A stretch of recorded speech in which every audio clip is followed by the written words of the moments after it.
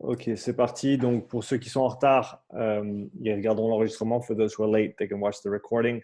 On va faire la même chose que l'autre fois, c'est-à-dire que je vais passer en revue le programme et les modifications qu'il y a eu par rapport à la phase 1, la première partie. Salut Maxime.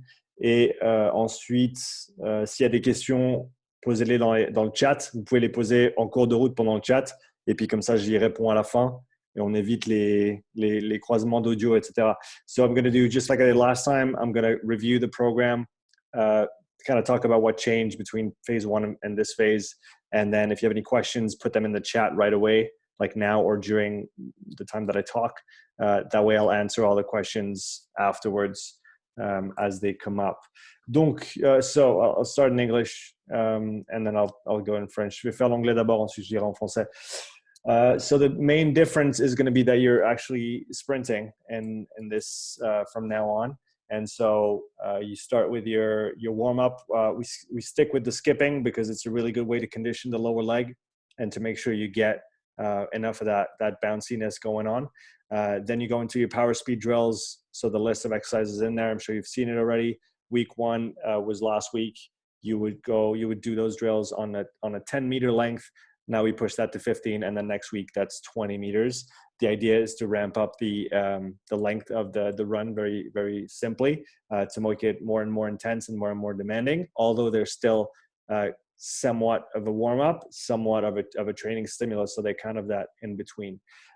Hill sprints, as you saw in the notes, there's specific rest times for the different distances that you run. And like I said in the notes as well, don't run all out on week one if you don't feel like you can do it, or if you haven't done it in a long time. Make sure you work up to 100% effort. Respect the rest times between the sprints. I know it's not easy in the winter because it's cold. If you just get a ball with you, and then between runs you can practice handling the ball, passing with someone if you're not alone. Just stay active, but try to rest so that we can keep the quality super high for those sprints. So that's pretty much, it's pretty similar on day one and day two for the sprinting. The strength training, I've updated most of the exercises. If you have weights available, of course you can use them safely. If you're not sure, just like last time, film some videos, send them to me so I can give you some feedback on what you're doing, or what you should be doing maybe. The C1 through C3, we've upped the intensity just a little bit on those contact prep exercises. I would say that contact is nowhere near considering the current situation, but it is important to keep a certain level of conditioning of the upper body, of the core as well, when it comes to those different positions that we're going to find on the rugby field. And you'll be better off if you've practiced them, even though they're very basic. They are going to bring you that foundation that you can then leverage once we go back on the field. So don't skip them; they're important. A little bit of arm work, a little bit of net work, always good to have in there as well. When it comes to the endurance work, so the volume is going up quite substantially through it from week 1 to week 3 here, or week 4 through week 6, I guess, to speak properly. And so just look at the different nuances. There's some there and back, so some shuttle formats. If you'll see here that there's different lengths, right? Because what I'm most preoccupied about is the total distance that you're running in each session. And so that's why certain of the distances are adjusted the way that they are here. And the idea with a last day being a little bit easier, it's that we can move into phase 3 without being completely tired from phase 2. And so as for the notes, nothing much changed. I gave you a little progression in terms of intensity here on the sprints. If you haven't been running much during the winter, so that you can build back up to it. Again, increase the intensity on all exercises, rests as much as necessary, but as little as possible. Don't turn it into circuit training, all this stuff. Make sure you maintain those A1, A2 together, B1, B2, B3 together. Rest between the exercises. The more you rest, the better work you can do, the more load you can move, the more quality you'll get out of your training. So if you have time, take the time. Don't be in a hurry to get to the next set, unless you're doing biceps, triceps, and shoulders, and then you can just go to town and have fun. Okay, that's what it's there for. Tempo runs, same indications as before. Ideally, you want to do this on grass. You want to avoid any hard surfaces. If you have a track, that's fantastic. but avoid concrete at all costs. If you can wear studs or cleats on the grass that you're running on, that's even better because again, the demands of a shoe that can grip the floor are very different than a shoe that is soft and that doesn't grip the floor. And so if you're used to that, again, once it's time to go back on the field, everybody's going to be pulling Achilles tendons left and right, and you'll be fine because you've actually prepared for the demands of the shoe. We don't think about the foot and the shoe enough. I think that's pretty much it. There's a few nuances here at the bottom as you've seen on the tempo runs. But again, if you have questions on that, please put them in the chat right now. And I'm just going to go down and do the French part now. So for those who listen in English, if everything is clear, just put a little comment that everything is clear. And if there's a question, please put your question in there and I'll come back to it after I'm done the French part. Donc, je vais faire la deuxième partie en français. L'idée, c'est de survoler un petit peu le programme pour voir ce qui a changé par rapport à la phase 1 et les quelques nuances qu'il y a sur lesquelles il faut peut-être s'attarder et pas rater. On garde la corde à sauter sur l'échauffement. Pourquoi? Simplement parce que c'est un très, très bon exercice pour le bas de la jambe, pour le conditionnement du pied également, une partie du corps qui n'est pas assez ou qu'on ne sollicite pas assez en préparation. Et donc ça va vous donner une belle longueur d'avance sur tous ceux qui n'ont rien fait pendant l'hiver. Quand il sera temps de retourner sur les terrains, vous aurez couru, vous aurez des pieds qui sont en forme, vous aurez des jambes qui sont en forme. Et donc ça, c'est toujours un bon moyen de rester bien élastique dans tout ce qu'on fait, ce qui est une qualité importante à avoir si on veut être explosif sur le terrain, peu importe la position à laquelle on joue. Les gammes athlétiques, donc on a commencé la semaine dernière sur 10 mètres, cette semaine sur 15 mètres, la semaine prochaine sur 20 mètres. Bien sûr, on essaie de toujours garder la qualité d'abord. Le but des gammes athlétiques, c'est un petit peu un entre-deux entre l'échauffement et le sprint en lui-même. Donc, on veut de la qualité, on veut se focaliser sur le mouvement. Ce n'est pas juste des mouvements qu'on fait sans réfléchir. On veut essayer de les faire bien. Toutes les indications en termes de quoi faire et comment faire sont dans les commentaires, donc dans les notes en dessous du programme. Si vous n'êtes pas sûr, mettez-moi un petit commentaire maintenant dans le chat que je puisse vous répondre. En ce qui concerne le sprint en côte, encore une fois, comme je l'ai dit dans les notes, on veut y aller progressivement entre semaines 1, 2 et 3 ici sur cette progression parce que si vous n'avez pas sprinté ou pas couru pendant tout l'hiver, c'est pas une bonne idée de faire aucun sprint et le jour d'après de faire des sprints à pleine puissance. Donc, allez-y progressivement, écoutez votre corps, échauffez-vous bien et progressez en conséquence pour qu'en semaine 6, donc la semaine prochaine, vous puissiez être en bonne forme et vous puissiez faire tous les sprints avec de la qualité. Respectez bien les temps de repos sur les sprints également, en sachant qu'on ne veut pas sacrifier de la qualité, on veut vraiment qu'on bouge vite, surtout sur la semaine prochaine. Et donc, si on raccourcit les temps de repos, on va sacrifier de la qualité et de la vitesse sur les sprints, ce qu'on ne veut pas.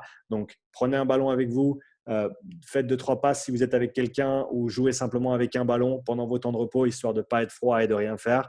Mais restez actif, mais ne sprintez pas avant que votre temps de repos soit terminé. Pour ce qui est du renforcement, j'ai progressé la majorité des exercices par rapport à la phase 1. Pour ceux qui ont des charges, comme on a déjà dit la première fois, si vous avez des charges à utiliser, vous pouvez les utiliser. Utilisez-les bien. Si vous n'êtes pas sûr de ce que vous faites, filmez-vous et envoyez-moi les vidéos. Comme ça, je peux vous envoyer du feedback. Le plus vous m'envoyez de vidéos, le plus je peux vous aider. Et pour ce qui est du C1, C2, C3, donc on est encore dans de la préparation au contact. On est encore loin du contact vu les conditions actuelles du confinement et du Conseil fédéral, etc. Mais c'est important de garder ces exercices, d'être confortable avec ces exercices.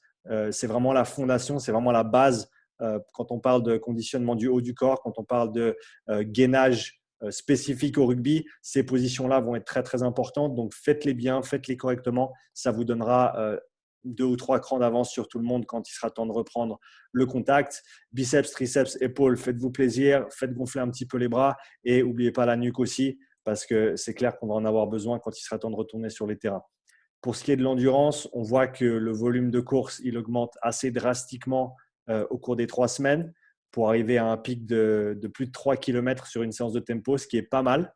Okay, c'est pas mal de distance et une dernière séance avec un petit peu moins de volume, histoire de pouvoir transitionner dans le prochain bloc d'entraînement sans être trop cassé. Mais cet entraînement ici devrait quand même être assez demandant, si pas par son intensité, au moins par son volume, du fait qu'on court pas mal.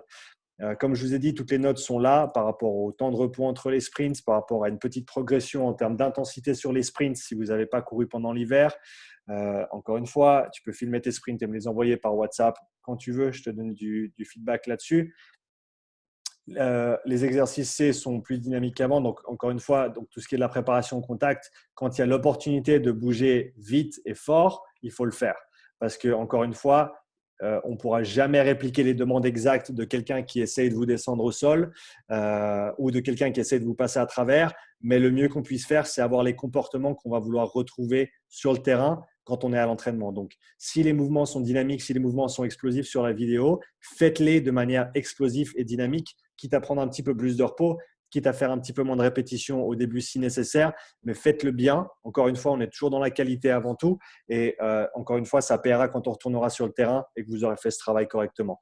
L'intensité monte un petit peu sur les tempos, le ressenti en tout cas, pas la vitesse de course. La vitesse de course, ça reste de la course rapide, mais pas du sprint. Ok, ce n'est pas une seule course qui devrait vous crever, ça va vraiment être l'accumulation de toutes les courses au cours d'une séance qui font que le ressenti est fort de manière générale et entre 7 et 9 à la fin. On reste encore une fois sur du rythme et de la fluidité dans les mouvements, tout comme on l'a fait sur les gammes athlétiques. C'est la même chose parce que toutes ces choses-là vont avoir un transfert sur votre économie de course également. Un facteur qui est important autant dans le sprint, autant dans les petites courses à gauche, à droite sur le terrain. Si on est efficient avec ce qu'on fait, on dépense moins d'énergie et on en a plus pour entre la 60e et la 80e minute pour faire mal à tout le monde à ce moment-là. 2-3 petites nuances sur les tempos ici, vous pouvez les intégrer également.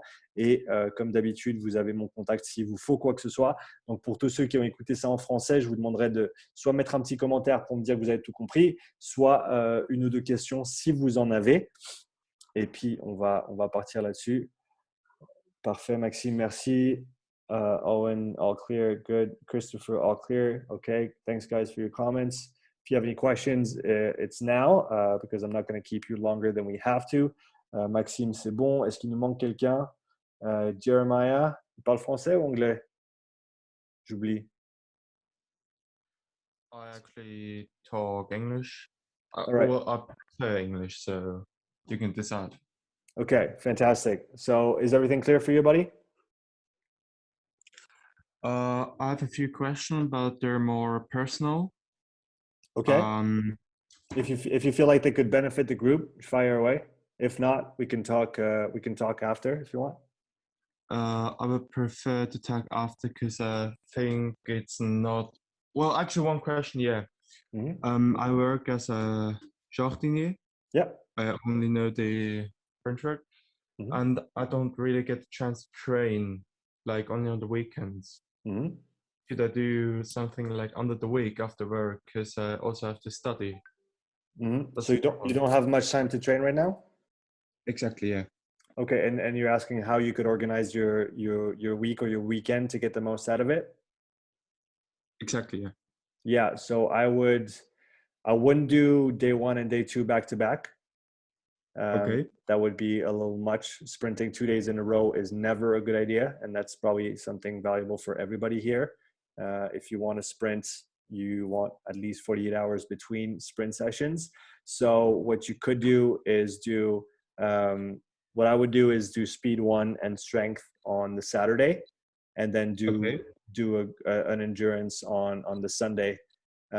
Maybe a little bit of strength as well on the Sunday, but what you could do is just not do all the big movements if you're using weight and you're working heavy on the Saturday after the sprints, of course, sprints first and then strength, and then on the Sunday you could do endurance running, and then you could also add a little bit of weights. But what you could do is just take that setup and just turn it into more of a circuit. So drop the weight substantially, shorten the rest times between the different exercises, and try to just kind of flow through all of those movements in a semi-continuous fashion for maybe 20 minutes, just so that you get the work done and get a little bit of extra work in there if you really don't have time to do it during the week. But I wouldn't push it more than this. It's already going to be quite a bit of work for 2 days. So over 2 consecutive days. So I'd probably keep it at that. Does that make sense? Yep, it makes. Thank you. Okay, awesome, no problem. On est tout bon, les gars, alors? Everything good for everybody else?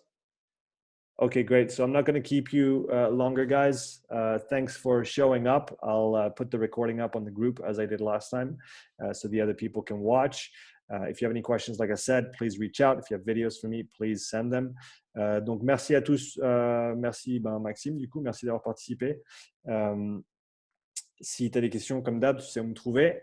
Et je mettrai l'enregistrement sur le groupe pour les autres. Jeremiah, you've got my phone number. Please text me and we can spend the next 10-15 minutes on the phone to discuss your personal situation if you want. Yes, I will. Thank you. Cool. So I'm waiting for your text and everybody else have a great evening. Bonne soirée tout le monde. Et puis j'espère à tout bientôt.